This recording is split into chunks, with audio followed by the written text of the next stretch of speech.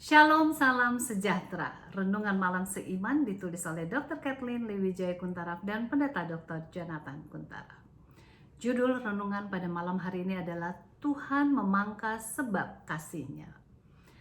Setiap ranting padaku yang tidak berbuah dipotongnya, dan setiap ranting yang berbuah dibersihkannya supaya ia lebih banyak berbuah. Yohanes 15 ayat 2.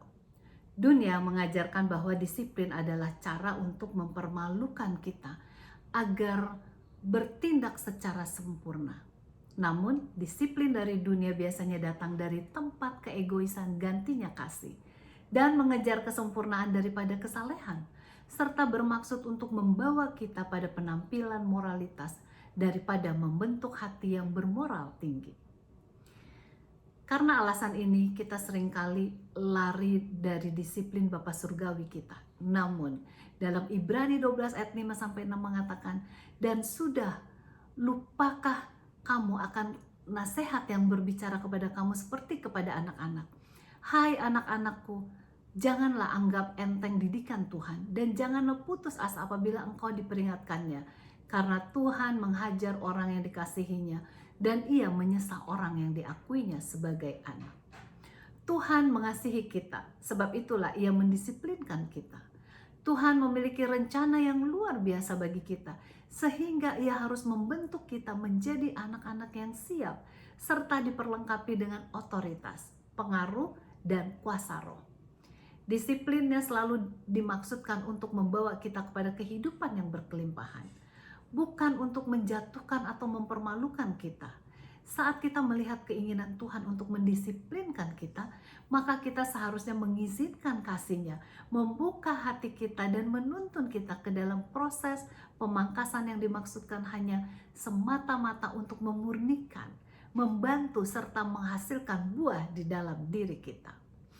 Ayat inti kita di atas mengatakan, setiap ranting padaku yang tidak berbuah dipotongnya, dan setiap ranting yang berbuah dibersihkannya, supaya ia lebih banyak berbuah.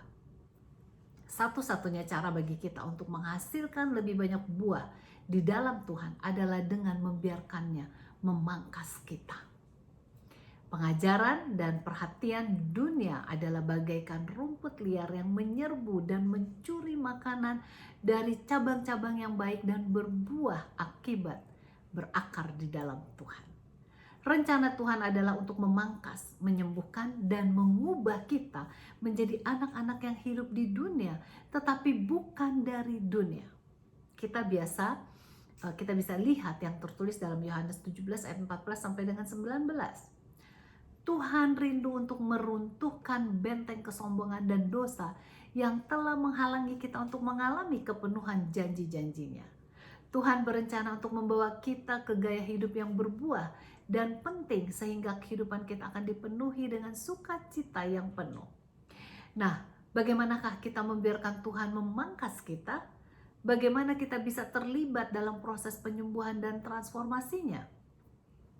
Semuanya itu dimulai dengan melihat kedalaman cintanya kepada kita. Proses disiplin Tuhan sangat berbeda dari cara duniawi, karena semuanya berakar pada kasih-Nya yang tak bersyarat kepada kita. Untuk secara konsisten terlibat dalam disiplin kasih-Nya, kita harus secara konsisten menemukan kasih-Nya dan meninggalkan hal yang tak berkenan kepadanya. Bila kita memilih jalan-jalannya daripada jalan-jalan dunia, maka kita harus mengorbankan apa yang kita pikir penting dan gantikan dengan apa yang ia katakan penting.